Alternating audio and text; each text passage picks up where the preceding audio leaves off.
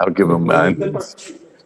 Getting some feedback. Dr. Sharif, how are things going in Bangladesh, your part of the world? I'm going to do a quick history tour. So, Rick, if you and Nick will lead what's going on in the world by checking your source and everything, your usual source, and then I'll join y'all shortly. Okay.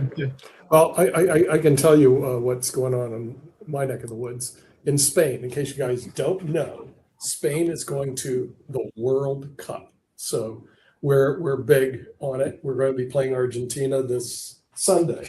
And to make it even more exciting, Pedro Santos, which you guys don't know, he's the Prime Minister of Spain, will be sitting in the booth with Donald Trump and the King of Spain, Felipe, and his daughters and his wife all together. Now, isn't that wonderful? The King of Spain, Donald Trump, the Prime Minister of Spain, all together in one glorious whatever they do.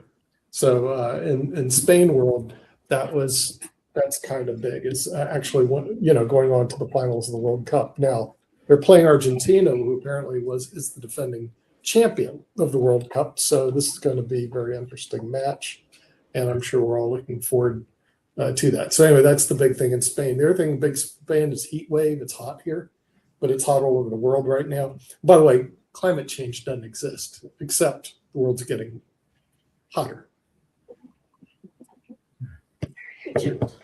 Go figure.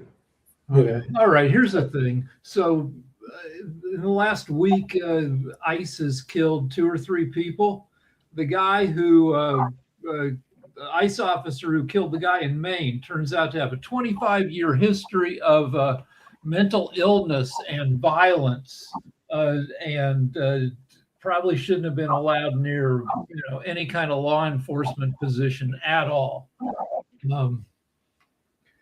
So he's been outed. ICE tries to not release the name of a shooter in killing situations, but the family admits that it's this guy named Brulette who his wife divorced him in 2009 because of physical abuse, throwing boiling water at her while she was holding a baby. He's been had mental issues since he was 12 years old. So this gives credence to the idea that ICE does terrible background checks and also inadequate training. What else? And it's the only thing liberals can talk about, because they won't talk about the 50 murders that took place yesterday.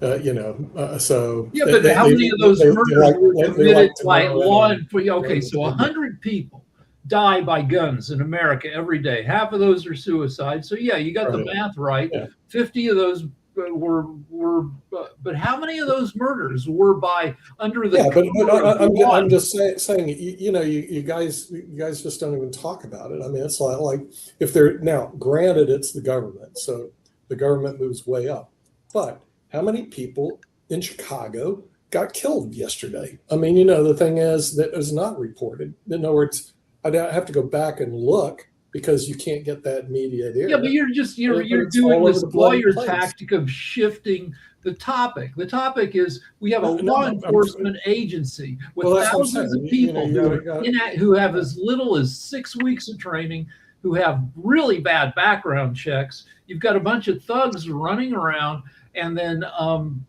shooting people in ridiculous situations. Well, we can go back to this thing. What percentage of this takes place? That's a bullshit argument. And we have a police agency. Any country where the cops are shooting people for no reason that's a problem, regardless of how many other murders happen. Now, we know that the U.S. murder rate is something like 9 times the rate of your country, Spain. And the U.S. has one of the highest murder rate of any developed country because we have 2 guns for every American adult. Yeah, we're lousy with guns. But here's but you're changing the subject from we have a law enforcement agency, a newly empowered agency, an agency that wasn't what before Trump came in, ICE was not what it is now. What it is now is you've got a bunch of undertrained, possibly psycho yahoos running around with impunity, where they shoot people. The last one that was reported was months ago. I mean, yeah, it's okay, not like so it's how many? So it's okay if they only shoot somebody once in a while. And this one, we had 3 in the last week. We had 2 right now. It's an allegation. I mean, it's not. No, the eyewitnesses and the video witness shows that the guy lied, that he said he feared for his life. The guy was not. Well, he might have, and then you'll have your day in court. So what? You have your day in court because the two, Renee Good and Preddy, are those people are not going to have their day in court because ICE is stopping. Those two is where you lost a lot of credibility. Yeah, I mean, if you look at those two no, cases, are you just trying to create controversy, or you're just bullshitting to get me pissed off so we have a yelly show? That's it. The Renee Good thing, you can look at that. They've got video from 3 different angles showing she was driving away from him, and she's already passed him. The front of her car is already, and he stands next to the driver's side door and just shoots her, like that famous photo on the streets of Vietnam from the Vietnam War, where the guy he shot her in the side of the head after her car was already. By the way, what was she doing there? She was she was protesting. So, but anyway, let's not relitigate this stuff. I mean, I'm going to move on. I'm tired of this. So that was months ago. Lord knows how many incidents, how many arrests have taken place, and all of a sudden we got to focus in on this one. Yeah, you have to focus on the bad shootings. The cops are supposed to do their job adequately, and when cops are people, they make mistakes. So what? And the thing is, and remember, he shot her in the side of the head, and then called her a fucking bitch after he shot her to death. I think you are both losing the bigger picture. The bigger picture is that ICE and Oath Keepers and Proud Boys, it's all elements of Trump's private army directed against the United States of America and its citizens. That's all there is. That's why they are immune to prosecution. That's why they are going to continue to interrogate, kill people, and do anything with immunity because they don't have one. And you just don't get it. You don't get it. Don't try to justify, well, he could have done this or it's Trump's private army. Go and kill. That's all there is to it. You're just making it up, Sasha. I mean, he didn't direct this at all. I mean, the thing is, how do you know that? How do you know that he didn't? How do you know that he didn't? I think that he did, because there would be no institution like ICE. He does, he directs, and he wants to derail the upcoming election. Let's talk about it. And it's an element of doing exactly that. So Trump yesterday gave a speech, a primetime speech, which was mostly about election fraud. He's 6 years later, he's still claiming that he lost the 2020 election and that other people were fraudulently elected, Georgia's 2 senators who were Democrats. And because the major broadcast networks, NBC, CBS, ABC, 2 out of the 3, plus CNN, decided not to run his speech at all, and to maybe cut in to programming if he said anything newsworthy, but because the text of the speech or the nature of the speech had been released in advance, they decided it was too political and too bullshit to give TV time to, which has happened in the past. The people said, has this ever happened before? Yeah. The president doesn't get carte blanche. Just because the president says he has stuff he wants to say, the networks don't have to put it on if they don't think it's newsworthy. And last night, a bunch of networks decided that he was going to rehash a bunch of bullshit that's already lost in court, and so they didn't run the speech live. Oh, isn't that speech supposed to be tonight? No, it was last night. Oh, no one watched it because no one cares. Yeah, I mean, because the reason they didn't same run it crap that he's been saying for 6 years that he's tried to litigate. No one watched it. No one watches it because no one cares. What they care about is what's going on today. What's going on today is obviously the Iranian conflict, the Ukrainian conflict, the economy. That's what they care about. And of course, all the illegal immigrants, which Trump stopped coming in, whether you guys like it or not. So to Ukrainian conflict, it's not America's business. Ukrainian war out. You were trying to finish out. Now, Iranian war, that's where America is directly involved big time. Okay. They're losing the war. They're now doing all this bombing of Iranian infrastructure and so on. It's not going to help. Iranians for 5,000 years live without any infrastructure and can continue on for another 10,000 years. It doesn't matter. America cannot win this war. I would like to remind our tiny little country to the north of us that the United States of America is the world's largest economy, and also has the world's largest military. It has the world's largest military budget and can squash Iran like a bug on its shoulder. All this military budget is money laundering for Pentagon. They're asking for more trillions of dollars to do what? Ukraine showed what today's war is being conducted like. They showed the way, and Pentagon instead gave me $500 billion. Give me $1.5 trillion to do what? What can you do with this money? You can we can build. Iran is inflicting damages on your infrastructure in Middle East. They are let's talk about so what can you do there? Just get out of there. That's all. With its $1 trillion military budget, the U.S. spends more money on its military than the next 7 countries combined.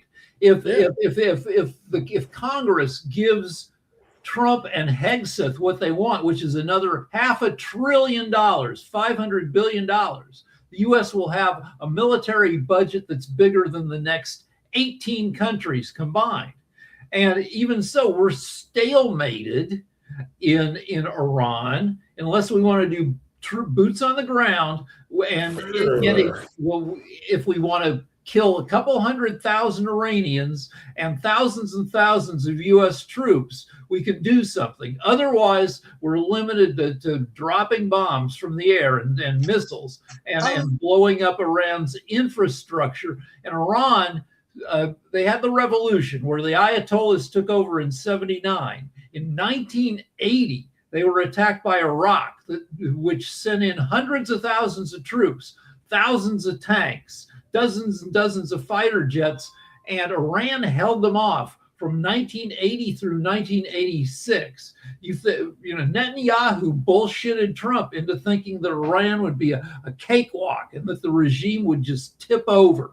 No, we're now stuck in this conflict where unless Trump wants to fully mobilize ground forces, we are not going to tip over the Iranian regime. And even with ground forces, U.S. ground forces would have to march 320 miles.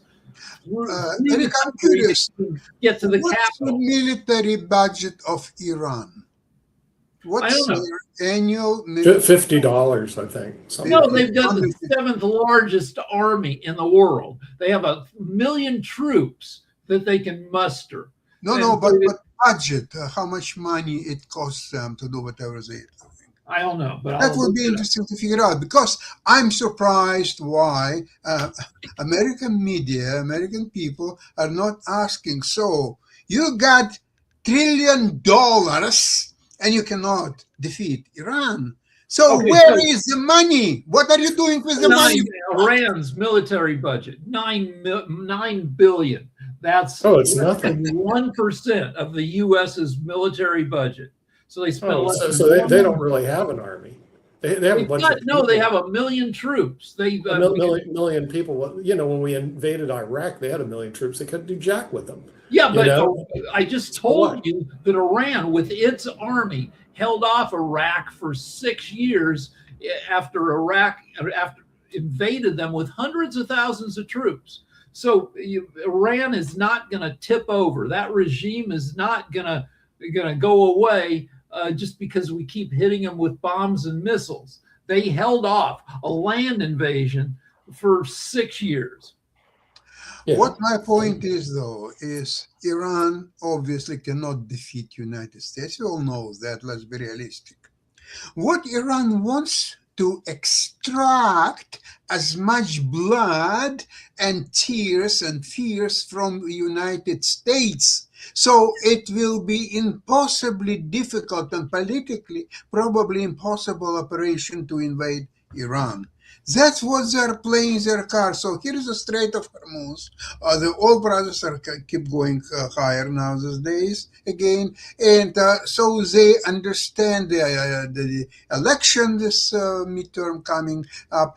Iranians know all that, every single thing. So they are playing a game to extract as much blood from United States and specifically Donald Trump administration as possible. That's their game, and they're winning this game.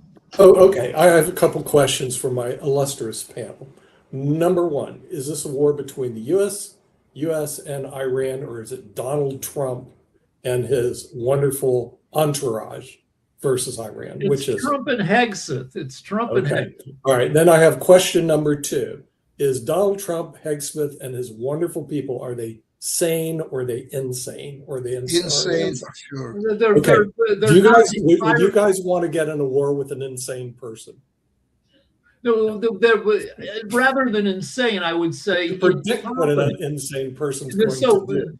This war, we know from New York reporting that on February 14th, Netanyahu spent 3 hours in the Oval Office haranguing Trump, persuading Trump, who we know is easily persuaded. Netanyahu has tried to do this for 20 years, going to presidents and saying, let's knock over Iran. It'll be easy. Trump was the only president dumb enough to fall for Netanyahu's arguments.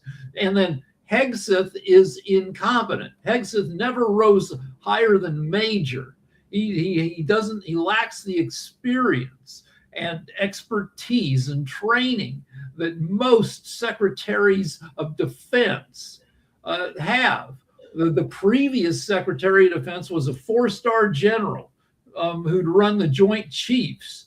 And Hegseth was a Fox News loudmouth who lost his previous 2 jobs for incompetence, who had to pay $50,000 for sexual assault in a hot tub, in a hotel hot tub. He's a lunatic, like you say, madman. I would say just more incompetent than crazy. Okay, after all the ranting, since you guys know everything, Rick, what would you do in this situation? What if I got into this stupid? Okay, we just nominated you to be president of the United States, President Rick Rosner. Okay, you have a conflict in Iran. That's what you inherited from your friend Donald Trump. First of all, I would what move would you make on the chessboard rather than go? I'm telling you, you asked me a question. Yeah, right. The first thing I would do is I would appoint competent people to advise me.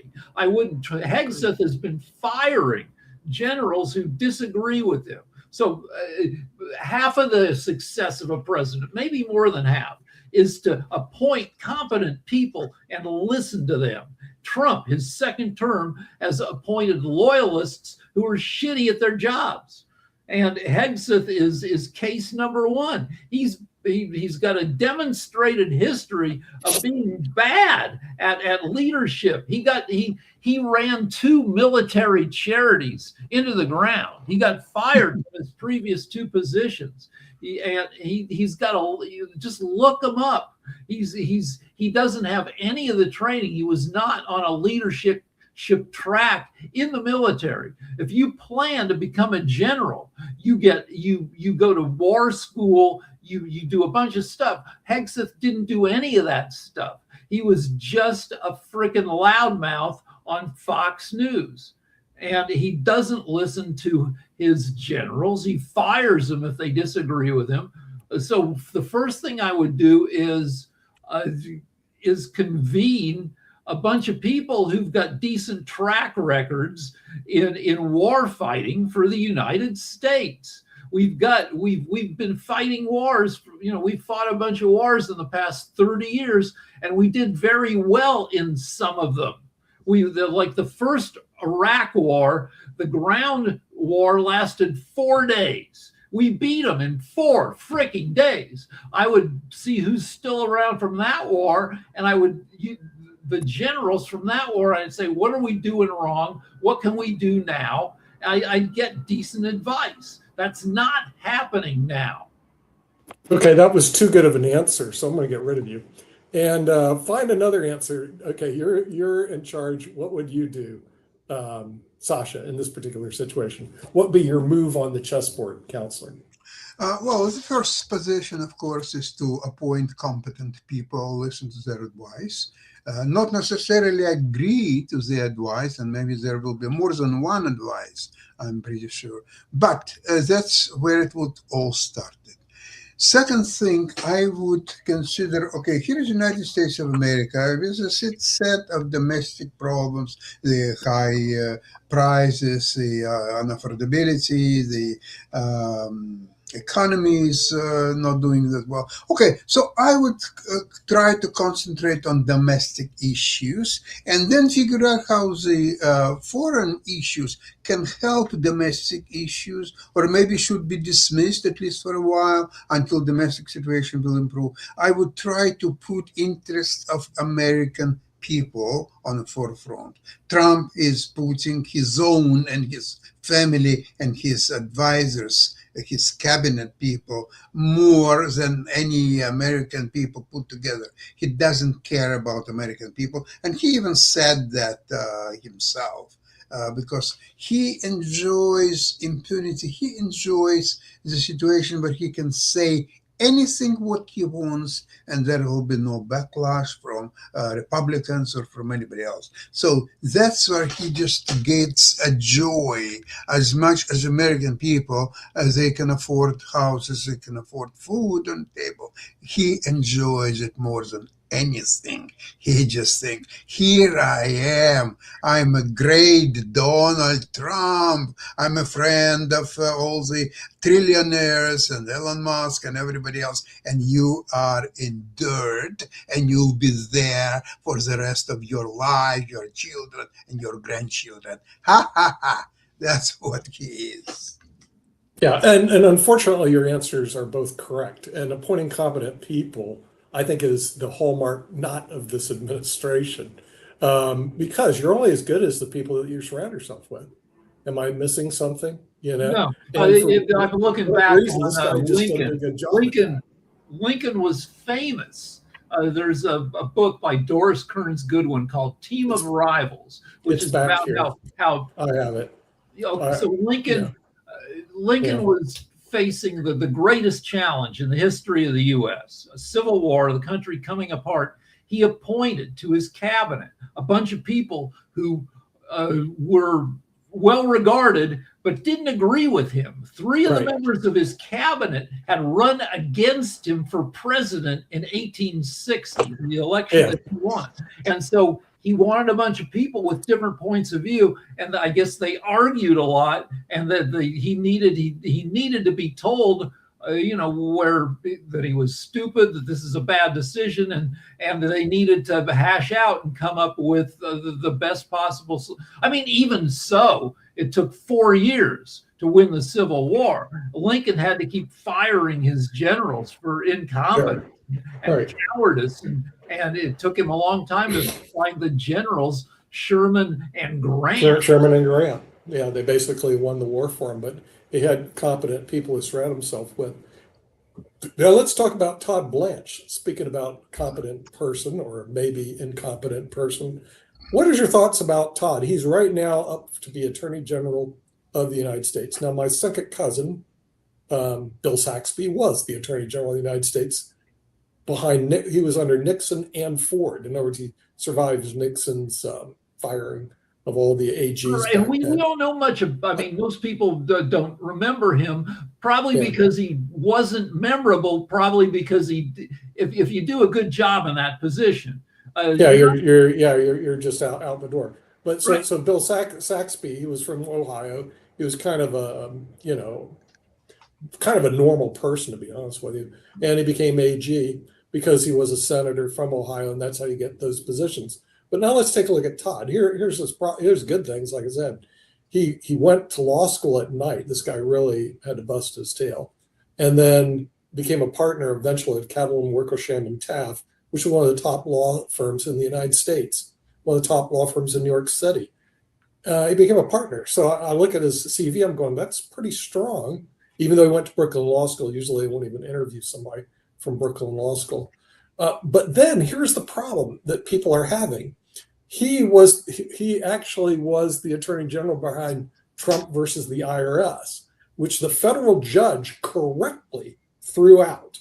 Because the thing is, it's almost like you're suing Donald Trump individually is suing an administration that he's in control of. The Internal Revenue Service. Yourself. You cannot. Yeah, and it's called fraud on the court. Everybody in first-year law school knows about fraud on the court. I mean, it was one of the first things I learned. That's fraud on the court. So Kathy Williams, who I went to law school with, she graduated in 82. I never met her, but we were in the same class together at the University of Miami. She was the federal judge that correctly threw it out. In other words, and sent him to the bar associations for possible reprimand because he knew or should have known you don't do those games. Well, the real question is right now, rather than him going in front of the bar, possibly being disbarred, by the way, he's up for Attorney General of the United States of America. Todd and the Heritage Group, who may be listening to this, is defending him. And it's the thing is, and you know how they're defending him? Liberals are bad. Liberals suck. We hate the left. All right, here's the good thing about Todd. They didn't say one thing of substance. So here's the good thing about Todd Blanche. You can judge a book by the cover. He looks like exactly the guy he actually is. He's feisty. He's pissed. He's a hard fighter. Yeah. He looks like a resentful mofo, and he's the embodiment of Trump's resentments. And it's been said repeatedly under Trump that the Attorney General isn't supposed to be the president's lawyer, it's supposed to be America's lawyer. You know, the opposite of Blanche was Merrick Garland, who wasn't feisty enough. Right. Yeah. Biden made a mistake in appointing, this very calm, methodical AG who took too long to prosecute Trump. Well, Merrick Garland should be on the Supreme Court if it wasn't for your friend Mitch McConnell. Yeah, well Merrick Garland, so Obama kind of knew he would have trouble getting a justice through, regardless of who he nominated. So he nominated the most harmless, innocuous justice. He didn't nominate like a fierce partisan, like an Alito, like a Gorsuch. He did this guy that was supposed to be easy to swallow, and McConnell wouldn't even give him a hearing. Right. Yeah. Well, I just thought it was kind of interesting that McConnell actually basically just kicked him out. Well, what are your thoughts about the Heritage Foundation? I hate when organizations use foundations as if they're sacrosanct organizations. Private foundations definitely are not. But I'm just curious what you thought of that. To right-wing think tanks like the Heritage Foundation, because they get their agendas enacted. And I want to hear from Jacoby. Does he like the Heritage Foundation or not? I think they're totally off base when it comes to Todd Blanche and how they defended him, which was no substance at all. They had some, quote, legal scholar who did not put one argument for. All he did is rant and rave. Liberals are bad. Conservatives are good. Liberals are attacking Todd. You didn't say what the issues were at all. And it just really upsets me when somebody spends all their time on LinkedIn ranting and raving, but not presenting like one substantive issue. But you might like the Heritage Organization, Jatovy, because you like heritage type things. So what are your thoughts on the Heritage Organization, Jatovy? They're a right-wing extreme think tank. They're no different. They're never going to make what you see at CPAC is what you see at the Heritage Foundation. They're the ones that came up with Project 2025. They're an extreme right-wing think tank. Oh, did they come up with Project 2025? Yes, Yep. they are the publishers of Project 2025. And this is not just a year 2025 project. They change the name every few years. It probably started off as Project 2000, and every few years, this is the first time they got a president that is his platform. But the Heritage Foundation does two things that I think are good, because it defeats its own purpose. One is they do an election fraud database. They have a database of every documented instance of election fraud in the U.S. in the past 30 years. And their own database shows that the rate of election fraud in the U.S. is roughly 1 vote in a million is cast fraudulent. That's what I thought. So that's the reason, Rick, I thought the election fraud I have a issue is a question. loser. I've communicated enough lately with the people, some mostly independents, who were watching for Trump on the idea that, yeah, we know that he's a fraud, he's a con man, and so on. Yeah, it's all known. But it's still a lesser evil than Kamala Harris. Now, I'd like to ask you a question. So what would have happened now in United States of America if Kamala Harris would win election? What would be the same? What would be the different? And would be Americans better off with Kamala Harris when there would be no war in Iran, there would be no stupid threats against Europe and Canada and Cuba and Norway and just name it. Just let me know. Objection. Here's what would be the same. Congressional paralysis. So the Congress would still be equally divided and unwilling to get together to do anything. Harris had this plan to give first-time home buyers $50,000 towards buying their house, and so she would try to enact that, and Congress wouldn't play ball with her. And so she might have to do an executive order, and then it would go through the courts, and the courts would shoot it down, and it wouldn't happen. That would be kind of similar to some of Trump's stuff. So we would still see, but we wouldn't see, like, as you said, we wouldn't be at war in Iran. We might be negotiating with Iran, as we did before under Obama, to see if we could get them to limit their nuclear program, but we wouldn't have gone to war. Well, yeah, you're speculating too much what would happen. So, I will tell you, a lot of the Republicans I talked to did not vote for Donald. They voted against Kamala Harris. In other words, they didn't want her because that's similar to Biden. In 2020, their perception is she's too liberal. In 2020, she's too liberal for America. In 2020, 81 people voted for Biden. A lot of those people weren't voting for Biden as much as they were voting against the shitty job Trump did in 2020. Right. So I don't think there would be congressional paralysis. Reason I say that is because the Congress under Trump administrations passed the least amount of legislation. When Biden was in office, he did get some legislation through. And if Kamala were in office, she'd still be on that same negotiating side and not the my way or the highway situation. And that's the problem that Trump has, is that you must do things my way. And that's what's creating a lot of this paralysis. So I'll disagree that that there would be paralysis, because again, under the Biden administration, there were major legislative things enacted. So there wouldn't be as much paralysis. There still be things going through. I don't know, because Biden had been a senator for 32 years. He had twice as much experience in the Senate as any other president in history. So he was probably able to leverage his connections and understand how the Senate works. Well, it's also the fact of who you put in the positions that you're working with. Biden, if you look at his cabinet, was different than what Trump did. Biden's cabinet was, much more negotiable than what Trump's is, because it's coming from a top-down mentality. What you point out about Biden is true. I mean, he came from the legislative side, so therefore he knew, okay, we got to negotiate. Trump has always been the boss in his family, even though he's been a crook the whole time. He's been the boss and making these decisions and not being questioned on these decisions.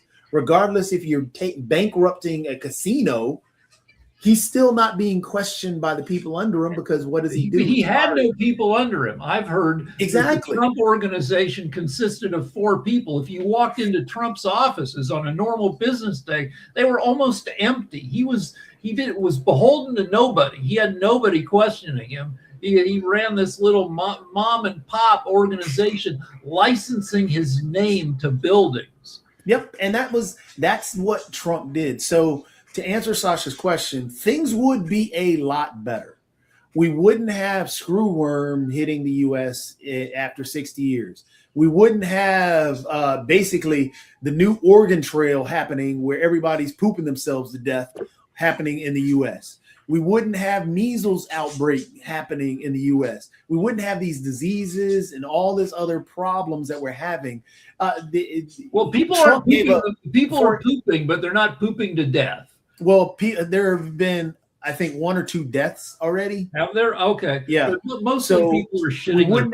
We wouldn't have the military being run rampant with the flu. We wouldn't have the military with now gender affirming care happening.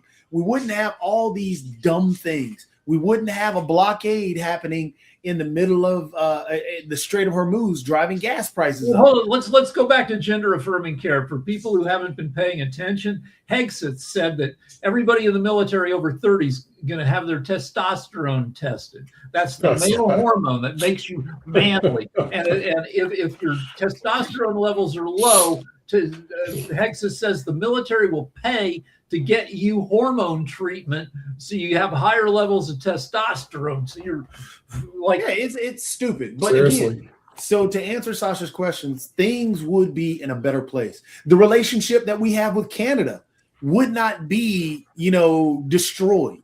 The relationship that we have with Mexico would not be destroyed.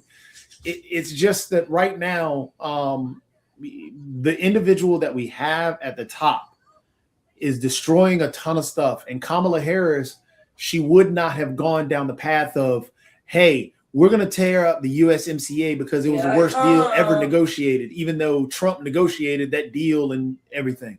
We wouldn't have all these extra tariffs and all. It just wasn't. What Trump is doing is what bankrupted the casinos. It's what people said. If Trump touches it, it turns to crap. Well, it's a ballroom. Kamala Harris wouldn't try to build a new ballroom. Exactly. Exactly. We wouldn't have the freaking reflection pool with no water in it again. So, but here's under Harris, it would be like it was under Biden, but worse because Biden had 50 years of political experience. Harris has less. I disagree with that. I mean, we keep saying that she wasn't as experienced yet, that she was basically she has been in the political world for a very long time. And then it goes back to who you place around you.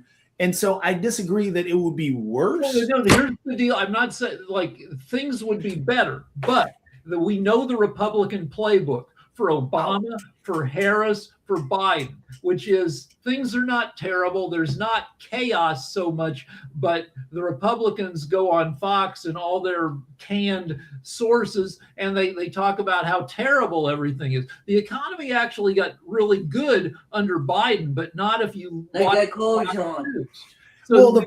So like Harris, Biden has a speech impediment. So every time Biden stumbled, you'd see a loop of that, of his stumbles on Fox News. Harris was known for giving kind of the wordy, not direct answers to questions. You'd see there'd be clip reels of her giving not great answers on Fox. Things would actually be pretty good, pretty not chaotic. But if you listen to Fox, you'd think it was the worst time in history. But wait a minute, Rick. What are you guys going to say when we're broadcasting on Fox in probably the next? I don't know. I got to hook up my Trumpy friend Lance so we can have. I'm saying the same thing.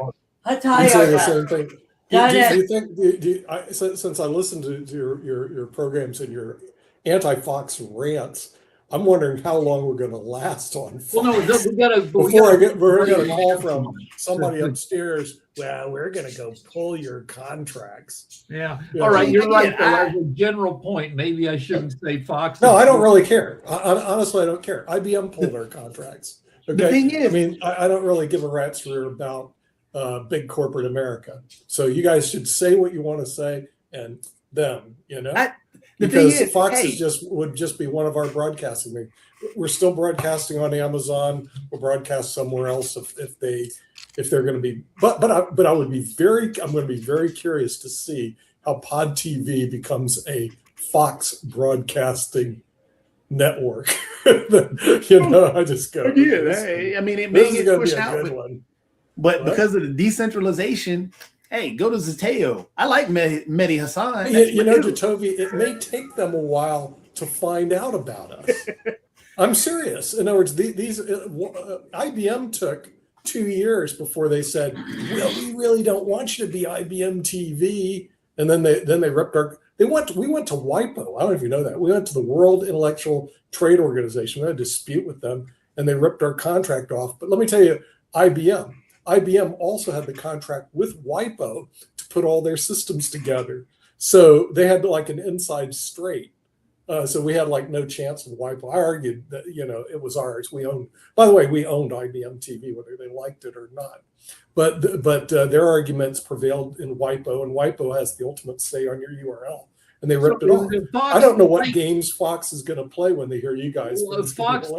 Fox's slogan used to be fair and balanced, and they like to have a minority liberal presence. There's a show they run every afternoon called The Five, and it's generally for conservatives and Jessica Tarlov, who's a liberal. And they like throwing the liberal in there for hate watching. The conservative Fox News viewers love to watch her and get all pissed off at her, and it's 4 against 1.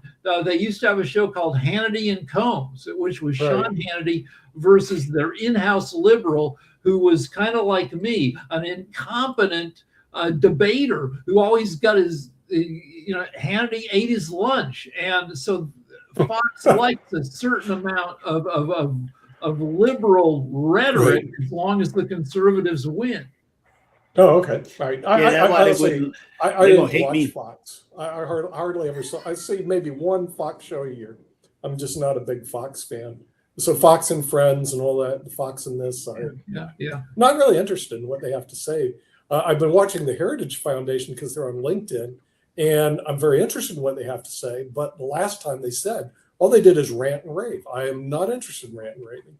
I want to hear substantive arguments. And the Heritage Foundation came with no substantive arguments. Well, I mentioned the Heritage Foundation does 2 good things. Another good thing the Heritage Foundation does is they publish an annual list of index of economic freedom, which is basically a list of which countries are the most free market capitalistic.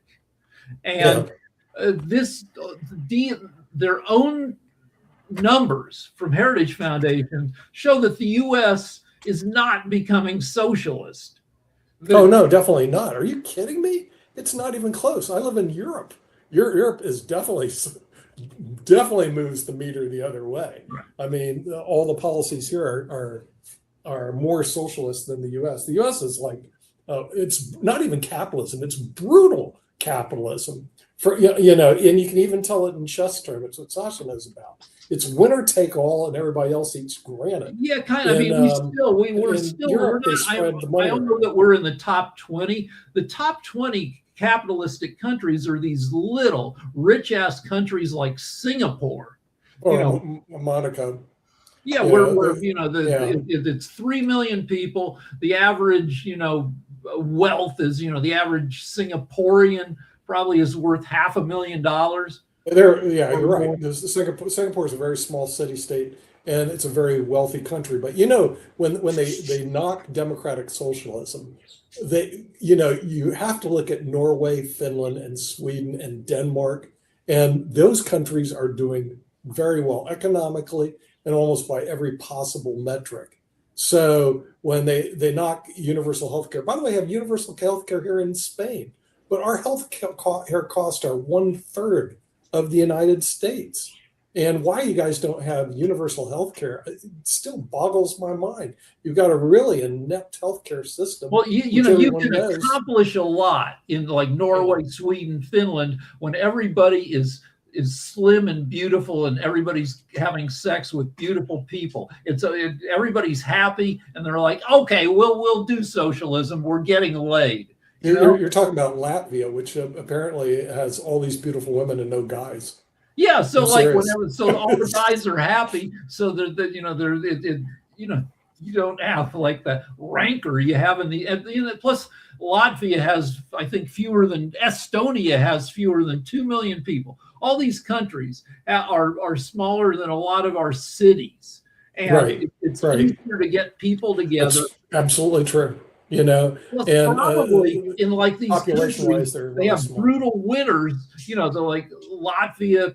They're all way north, so they have, in the winter, they only get like 4 hours of sunlight. So they're probably drunk all winter, which, they hang out in pubs and they get shit-faced. And that probably also contributes to being able to team up and do stuff.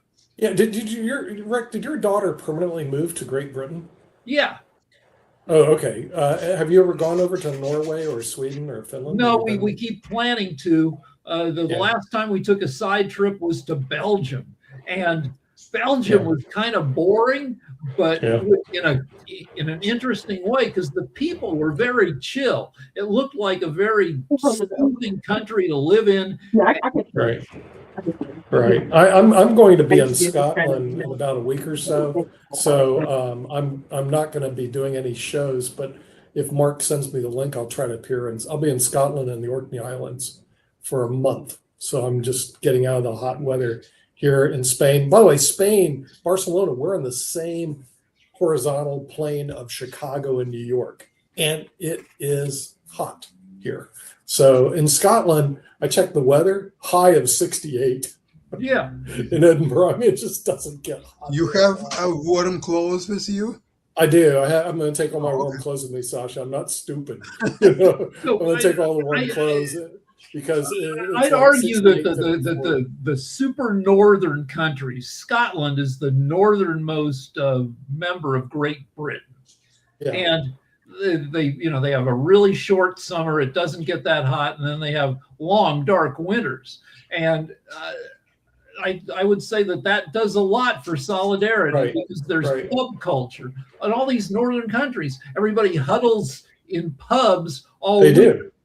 Yeah, they have what they call ceilidhs, which are like parties that go on every night in pubs. And we went there in 92 or 93, went to a lot of their ceilidhs and pubs. It's a whole different way of life. But we're also going to go to the Orkneys because they have Skara Brae. And that is a very interesting archaeological site that was 5,000 years old, older than the pyramids. It's it was basically a city in the Orkneys, which is north of Scotland. It's an island that people used to live there 5,000 years ago. It boggles my mind why you would want to live that far north. Because it's even more northern than frickin' Scotland. Yeah, that's correct. It's more northern than Scotland. It's called Skara Brae, and it's a very famous archaeological site. I always wanted to go see it, but to get there is not easy. You got to take a boat, to get there, and then you have to get a tour guide and trying to get a hotel. Good luck, because the Orkneys they don't have a lot of hotels. No, and it's wind whip. Like half of the year, like they have brutal sea winds, like the ocean. But I don't get why people would live there 5,000 years ago. In other words, for that's the a long fish, time ago. there were a ton of fish. But what would happen in the U.S. if a dictator took over and said 6 months of the year, everybody every night has to go to a bar and drink all night?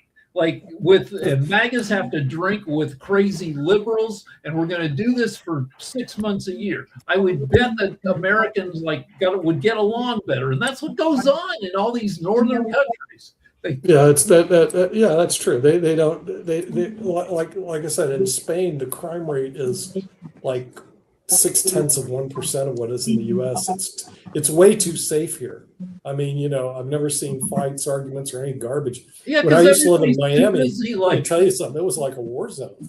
Everybody, I'm sure you walk down the street and there are all these sidewalk cafes, and people are drinking, eating tapas and drinking sangria, and and hitting on each other and watching soccer.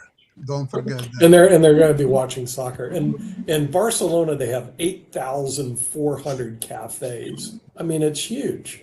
I don't get it, but it's like I said, it's a whole different way of life than in America. America, you're spread out, like crazy. And you're right. The people, they don't talk to each other, and they throw barbs at each other on the internet.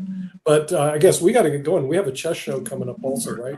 No, it's a recording, right?